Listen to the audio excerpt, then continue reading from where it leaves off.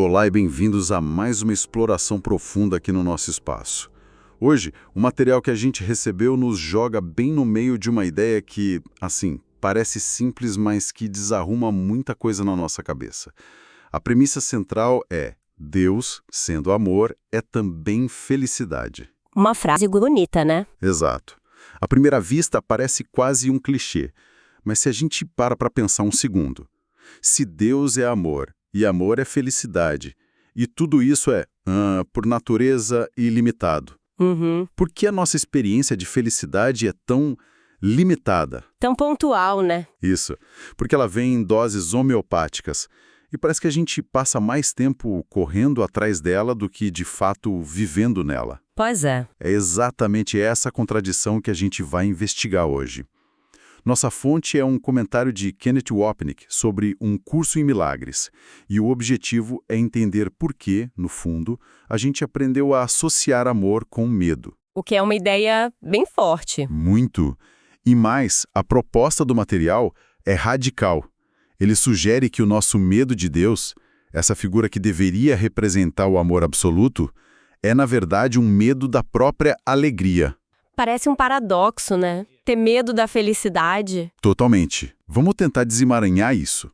Ok, vamos começar pelo começo, então. A afirmação de partida é bem ousada. O amor não tem limites. Está em toda a parte. Certo. Se a gente aceita isso como verdade, a pergunta que não quer calar é: de onde vem essa nossa sensação constante de falta? Por que a vida parece um jogo de preencher vazios? E a resposta que a fonte dá é no mínimo inesperada. A culpa é do corpo. O texto diz com todas as letras: é apenas a consciência do corpo que faz o amor parecer limitado, pois o corpo é um limite ao amor. E essa ideia é a pedra fundamental de todo o raciocínio. Pensa no corpo como um filtro, sabe? Ou melhor, um par de antolhos, aqueles que colocam em cavalos para eles só olharem para frente. Boa analogia. O corpo nos dá 5 sentidos para perceber o mundo, mas nessa visão, esses sentidos são inerentemente limitadores. Eles nos dizem que o que é real é o que a gente pode tocar, ver, ouvir. E tudo isso tem um começo e um fim. Exatamente. Meu corpo termina aqui, o seu começa ali. Essa cadeira é separada da mesa. A própria experiência corporal é uma experiência de separação. De limite. Isso. E se o amor é ilimitado e nossa única ferramenta para perceber a realidade é um instrumento de limitação, é óbvio que o amor vai nos parecer limitado também. Faz todo sentido. É como tentar medir o oceano com um copinho de... Com um copinho de café, perfeito. Um instrumento inadequado para a tarefa. E se o corpo é esse filtro, o mundo que a gente percebe através dele acaba sendo o palco dessa limitação toda. É isso. Exatamente. E aqui a fonte dá um passo ainda mais radical. Ela diz que o mundo não foi feito para ser um lar pro amor, mas justamente o contrário. O oposto. O oposto. Foi projetado para ser um lugar onde a ausência de amor, que o texto define como medo, pudesse parecer real. E sobre isso o texto não deixa dúvida. Ele diz: o mundo foi feito como um ataque a Deus. Ele simboliza o medo. E o que é o medo, se não a ausência do amor? Pois é, nessa lógica, o mundo se torna um grande sistema de defesa contra a imensidão do amor.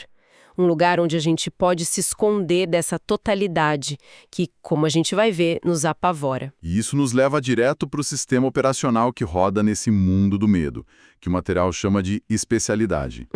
Pelo que eu entendi, é a crença de que a felicidade não está nesse amor ilimitado, mas sim em coisas, pessoas ou situações específicas aqui no mundo. A famosa lógica do eu só vou ser feliz quando. Exato. Quando eu encontrar a pessoa especial, quando eu conseguir a promoção especial, quando eu comprar a casa especial. É curioso que a fonte não condena isso, né? Não diz que é pecado querer essas coisas. Não, e esse ponto é crucial.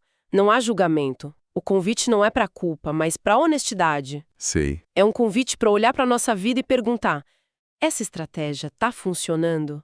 Essa busca incessante por coisas especiais lá fora está me trazendo uma paz duradoura? Ou só me mantendo numa esteira de corrida. Exato. Onde cada conquista só alivia a ansiedade por um breve momento antes que uma nova busca comece. É um convite para sermos, tipo, cientistas da nossa própria experiência. A hipótese é que a felicidade está em coisas externas. E quais são os resultados do experimento até agora? É uma boa pergunta. Exato. E essa busca pela especialidade nos leva a uma ideia que o texto chama de estranha crença. A tentativa de pegar algo infinito, como o amor, e enfiar numa caixinha. Uhum. O material descreve assim: essa estranha crença limitaria a felicidade ao redefinir o amor como limitado e introduzir oposição naquilo que não tem limite e nem oposto. Espera um pouco, isso parece contraintuitivo. A gente aprende a vida toda que o amor é justamente isso, né? Encontrar a pessoa especial ou o trabalho especial. Claro. O material está dizendo que essa ideia, que é a base de quase toda a nossa cultura, de filmes a músicas, é na verdade a raiz do problema. Exatamente essa é a provocação. O que a fonte chama de amor especial é a crença fundamental de que me falta algo e que esse algo está em você ou em alguma outra coisa no mundo. Entendi. Para eu ser completa, eu preciso pegar isso de você. Isso instantaneamente nos coloca em oposição. Vira o princípio do um ou outro. Ah, claro. Se eu consigo o que eu quero de você, eu ganho. E você, de certa forma, perde algo. Se você não me dá o que eu quero, você ganha e eu perco. A felicidade vira um recurso escasso num jogo de soma zero. E não existe a possibilidade de um nós, onde todos ganham. Não, porque a premissa é a da falta, do buraco que precisa ser preenchido por algo externo. O amor especial transforma a vida numa eterna sala de espera por algo que está lá fora. E a pessoa que tem o que a gente quer vira, ao mesmo tempo, nosso salvador e nosso carcereiro. Nossa, isso é pesado. Mas explica muita coisa sobre a competitividade no dia a dia, nos relacionamentos, no trabalho. Totalmente. Essa lógica tem um nome específico no material, não é? Algo sobre as leis do caos. Sim, isso se conecta diretamente com o que o texto chama de quarta lei do caos. É uma lógica completamente distorcida, mas que a gente opera o tempo todo sem perceber. Ela diz que você só possui de verdade aquilo que você tomou de outra pessoa. Puxa, parece coisa de vilão de filme. Parece, mas olha como a fonte descreve. A perda de outro se torna seu ganho. E mais, o que seus inimigos guardariam de você deve valer a pena ter, porque eles o mantêm escondido de sua vista. Caramba. Veja a mentalidade que isso cria. O outro não é um irmão, é um inimigo em potencial que está escondendo de mim um pedaço da minha felicidade. E a gente vê isso o tempo todo. A vaga de emprego que só um consegue. A disputa por atenção num grupo de amigos. Até o ciúme num relacionamento, que é o medo de que um terceiro roube algo que é nosso. É uma guerra constante. Exato. E é engraçado porque a gente vive isso sem perceber. Quem nunca sentiu aquela pontinha de inveja quando um amigo consegue algo que a gente queria muito? Sim, total. A gente sorri, dá os parabéns, mas por dentro tem uma vozinha gritando: ele pegou o que era meu. É essa a quarta lei do caos em ação no churrasco de domingo. Nossa, que imagem. E essa lógica, segundo o texto, se estende até para a nossa relação com Deus. A gente passa a acreditar que a felicidade ou a salvação também precisam ser compradas, barganhadas. A ideia de que precisamos sofrer, pagar pelos nossos pecados. Isso, nos sacrificar para só então merecer o amor de Deus. É como se a felicidade fosse um prêmio que Deus esconde de nós e a gente precisa provar que merece. Ok. Essa ideia de uma guerra constante por felicidade faz sentido de um jeito meio deprimente, mas me parece que falta uma peça. Uhum. Como é que a gente chegou a associar uma coisa que deveria ser o oposto do medo, que é o amor, com essa ideia de punição, de barganha, de terror? Como foi que esses dois conceitos se misturaram na nossa mente? Essa é a pergunta de $1 milhão. A fonte sugere que a raiz disso está na crença de que, se não dermos a Deus exatamente o que ele pede, seremos destruídos. A imagem do Deus juiz. Exato. Um pai autoritário e implacável que exige obediência cega O texto menciona como certas interpretações de textos religiosos, como a Bíblia, podem reforçar massivamente esse sentimento. Ele usa a metáfora do julgamento final, onde a humanidade é separada entre ovelhas, que são salvas, e cabras. Que são destinadas ao fogo eterno. Isso. A fonte diz que é quase impossível ler certas passagens e não sair com uma sensação de profundo terror existencial. Então, se a figura que representa o amor supremo também é a fonte de um medo supremo, a confusão está feita. Amor e medo se tornam duas faces da mesma moeda. Exato. Se eu errar, o amor me pune com dor. E o que acaba acontecendo, claro, é que o medo vira a nossa realidade. A gente passa a enxergar o mundo com essa lente. Sim, a crença no pecado exige a crença na punição. E uma vez que a gente acredita na punição, a gente começa a ver provas dela em todo lugar. No dia a dia. Em tudo. Nosso corpo fica doente, a gente perde o emprego, um relacionamento termina, e a vozinha lá dentro diz: "Tá vendo? Você mereceu. Isso é o seu castigo." O corpo vulnerável e as dores da vida se tornam as testemunhas. Exato. As testemunhas que confirmam a nossa crença de que somos culpados e precisamos ser punidos. Então, essa ideia de um Deus que pune não é só uma questão teológica.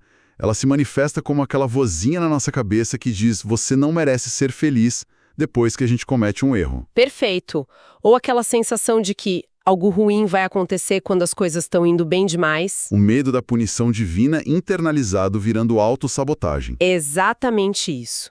E o material nos convida a usar a lógica a nosso favor. Ele diz: olhe para sua vida. Ela é um mar de felicidade constante ou uma gangorra? Uma gangorra, com certeza. Entre momentos breves de alegria e períodos muito mais longos de dor, ansiedade, tédio. Essa inconstância, essa fragilidade da nossa felicidade deveria ser um sinal vermelho piscando. Um alerta. Um alerta para a gente questionar: peraí, essa experiência caótica pode mesmo vir de uma fonte cuja alegria, por definição, é eterna e não muda com as vicissitudes do mundo? A inconsistência da nossa felicidade deveria ser a principal pista de que talvez a gente esteja procurando no lugar errado e com um mapa errado. Exatamente. Certo. O diagnóstico é claro. Estamos presos num labirinto que nós mesmos criamos, com base numa premissa falsa sobre o amor. Então, como a gente sai daqui?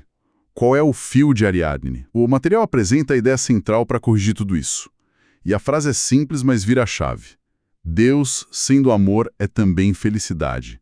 Temê-lo é ter medo da alegria. Essa frase é a correção. Ela reformula todo o problema.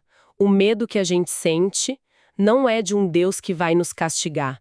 É o medo da própria alegria. Como assim? Porque a alegria ilimitada que Deus representa, nesse sistema de pensamento, significaria o fim do nosso eu separado, da nossa identidade construída com base na falta, no conflito. Na especialidade. Se eu sou parte de um amor ilimitado, eu não posso mais ser o eu especial que é melhor ou pior que os outros. Isso.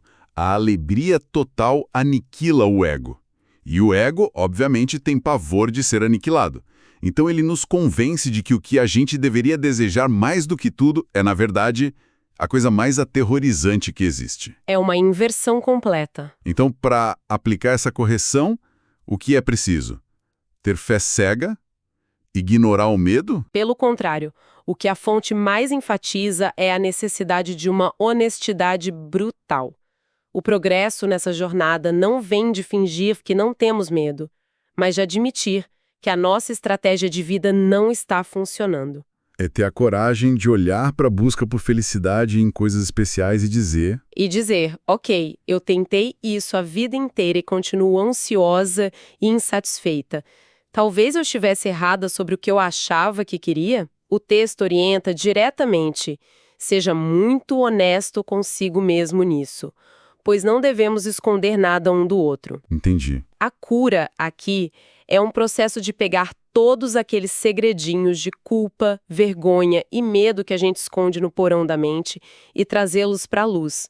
Não para serem julgados, mas para serem vistos por aquilo que são: equívocos. E na prática, no dia a dia, porque isso tudo pode soar muito abstrato, Como isso funciona quando eu tô preso no trânsito ou brigando com meu chefe? Certo. Não adianta eu ficar gritando Deus é felicidade pro painel do carro, imagino. De forma alguma. A fonte é muito clara quanto a isso. Não se trata de usar a frase como um mantra para reprimir o desconforto. A prática é muito mais sutil. E como? É no exato momento em que você se torna consciente do desconforto, seja medo, raiva, culpa, dor física, que a oportunidade surge. Nesse momento, em vez de mergulhar na história que sua mente está contando, a prática é dar um passo para trás, internamente, e pedir ajuda. Pedir ajuda. Não necessariamente a uma figura externa. É um reconhecimento interno. O substituto que eu escolhi para o amor, essa raiva, essa preocupação, não está me trazendo paz. Eu não quero mais isso.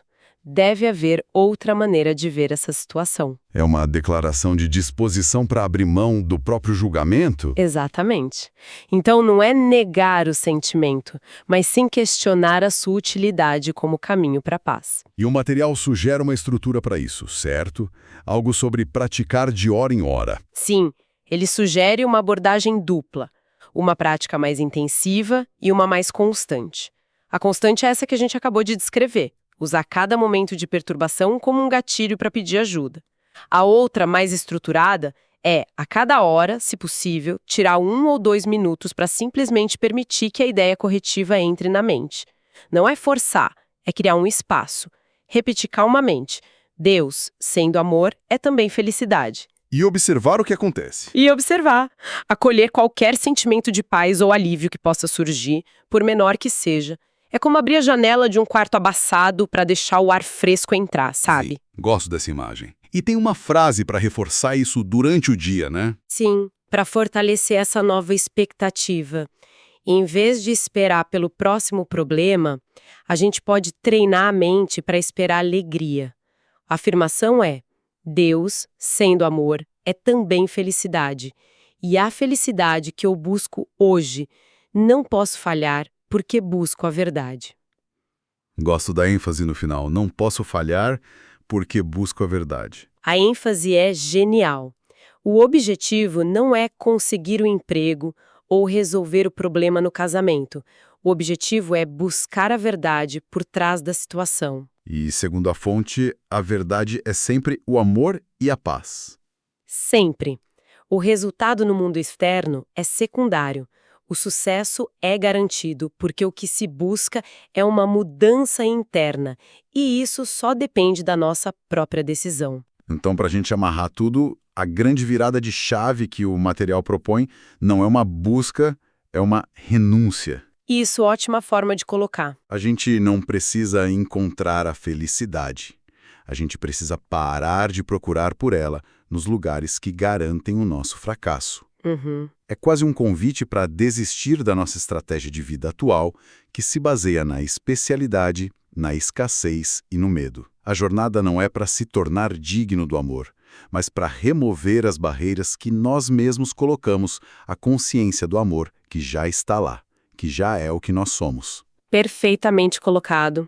E isso nos deixa com um pensamento final para refletir que se constrói a partir de tudo que foi discutido. Manda. Se a busca incessante por algo especial no mundo exterior, seja uma pessoa, um emprego, um status, é exatamente o que nos prende a esse ciclo de dor e alegria fugaz.